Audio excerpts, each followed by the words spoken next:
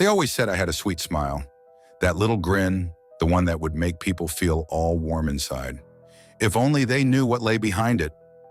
I've heard them talk about me. How could a woman do such things? As if I was born into this world with the devil's work already written in my heart. But those men, those poor, pitiful men, didn't see it coming. They didn't see me. I guess it's easy to ignore the quiet woman in the kitchen. It always is. I was born into hard times, you see, back in 1905 in Blue Mountain, Alabama. Papa wasn't much for talking, but he sure did love to drink. And Mama, well, she had her hands full with 5 children and no money. But even in all that mess, I learned something real important early on. You can't count on anybody but yourself. Men, they're just a passing breeze, here one minute, gone the next. And if you let them stay, they'll blow your whole world down. Papa worked like a dog, but never enough to keep us fed proper. And Mama, well, she did the best she could, but she wasn't much for affection. She always told me, "Nanny, you're gonna have to toughen up. Life don't give a woman many choices." I reckon she was right about that. From the time I was little, I knew I was different. I wasn't like other girls who dreamed of pretty dresses and love stories. No, I grew up in the middle of dirt and screaming, and I learned quick that love didn't come for free, not in my house. Papa was a strict man. He didn't believe in no frills or fun, and he sure didn't believe in sending his daughters to school. Instead, we worked the farm, plowing, picking, and tending to the livestock like boys. That was all I ever knew, hard work and the sting of a switch if you stepped out of line. I wanted more. I wanted out. But Papa had other plans. I must have been about 7 or 8 when something inside me changed. I had an accident on a train. We were on our way to visit family, and the train jolted so hard I flew forward and hit my head on a metal bar. After that, I wasn't the same. I'd get these awful headaches that made me see stars, and I started daydreaming more. Some might say I was a little off, but I think it was the world around me that was off. By the time I was a teenager, I'd had enough of Papa's rules.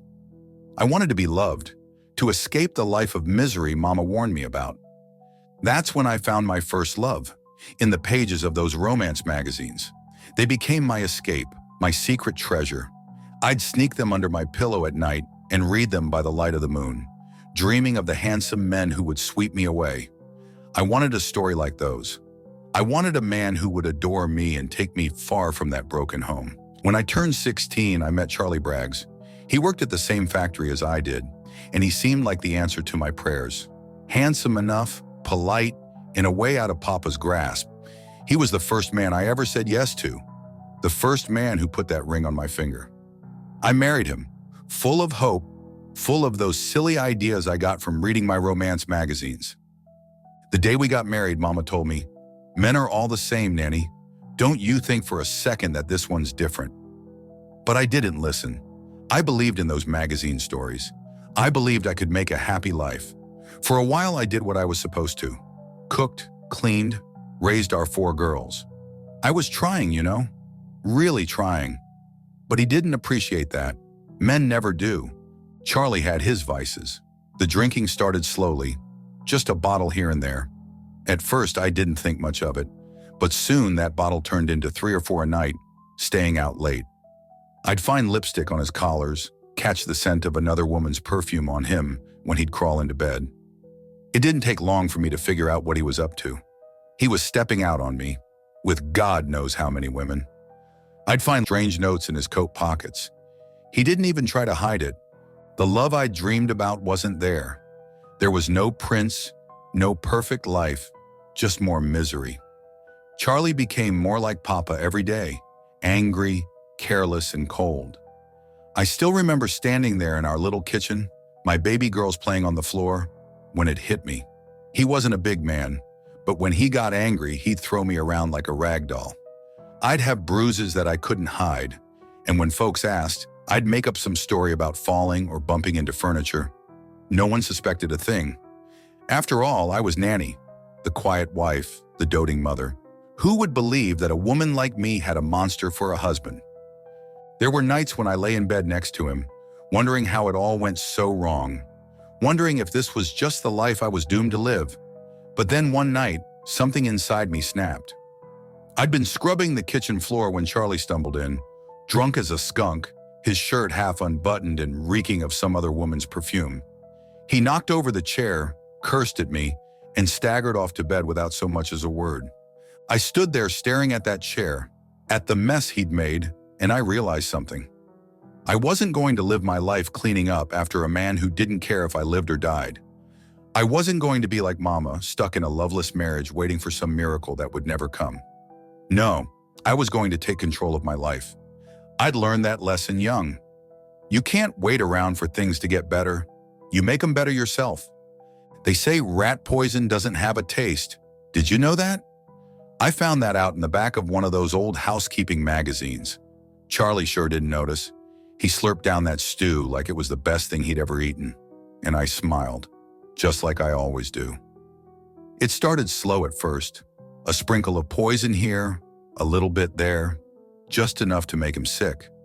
I watched him grow weaker, watched the color drain from his face, watched him struggle to eat, to breathe. And all the while, I kept that smile on my face.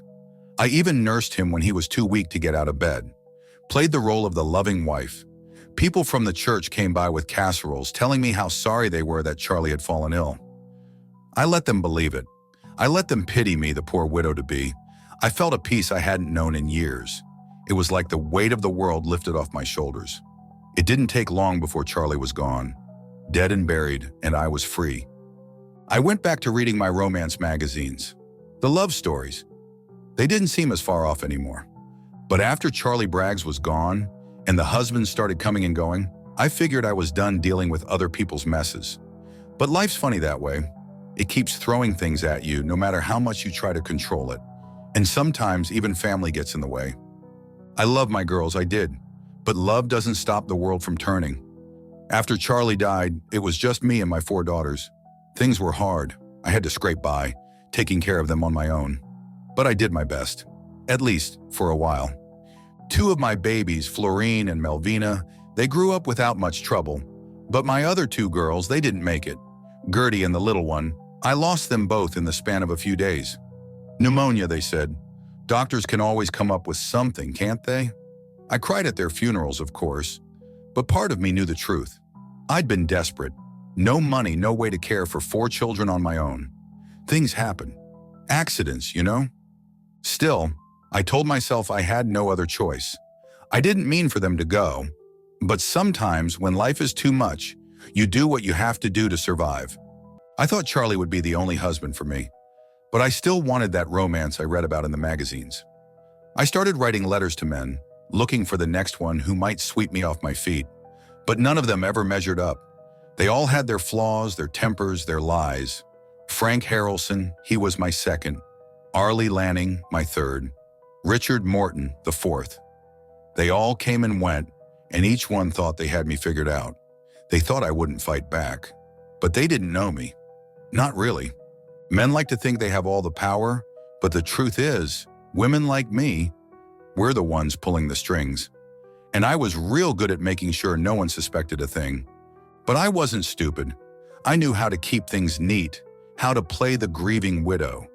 People brought me casseroles and condolences, never suspecting that I had a hand in all those deaths.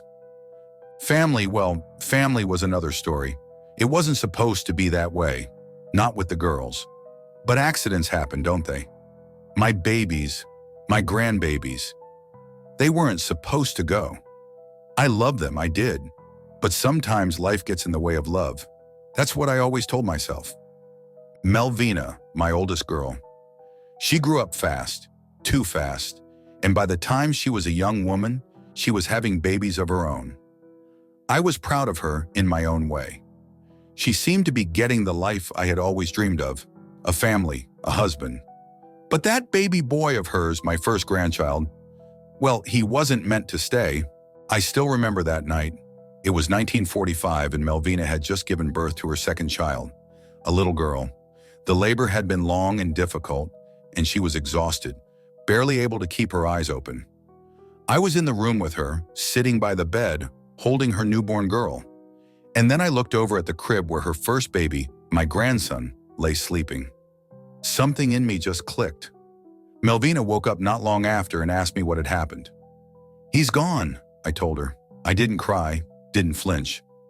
Doctors said it was sudden infant death syndrome. Who was I to argue?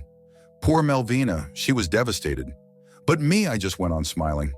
My mother, Louisa, moved in with me after Arlie Lanning died. She was getting older and needed someone to take care of her. But you see, Mama had always been a controlling woman. And even in her old age, she still tried to boss me around. I couldn't stand it. After everything I had been through, I wasn't about to let my own mother tell me how to live my life. She didn't last long. A little rat poison in her morning coffee, and soon she was gone too. People said it was old age. Funny how easy it is for them to explain things away when the truth is staring them in the face. Then there was my sister Dovie. Poor Dovie had been sick for a long time, bedridden and weak. She had no one else to turn to, so I took her in. But having Dovie around was exhausting, caring for her day in and day out. I had enough problems of my own, enough men to deal with, without my sick sister dragging me down. It didn't take much, just a little extra in her medicine. She died quietly, in her sleep. No fuss, no mess, just like the others. People said it was a curse, the way death seemed to follow me around. But it wasn't no curse. I knew what I was doing. I controlled it all. Except that last one, Sam, the preacher. He was my fifth, and I thought he might be the one to stick around. But he started sniffing around, asking too many questions. He wanted the dutiful, obedient wife, and that just wasn't me. Poking his nose into business that didn't concern him, I had no choice. But I was getting sloppy, I'll admit that. I was tired, and tired people make mistakes. That's when they caught me. All those doctors and police officers staring at me like I was some kind of animal. But I just smiled. I've always had a sweet smile. And when they asked me why I did it, I couldn't help but laugh. Because it was easy. Too easy. People think murder is hard, but it's not. It's just a matter of knowing when to strike, of knowing when to smile.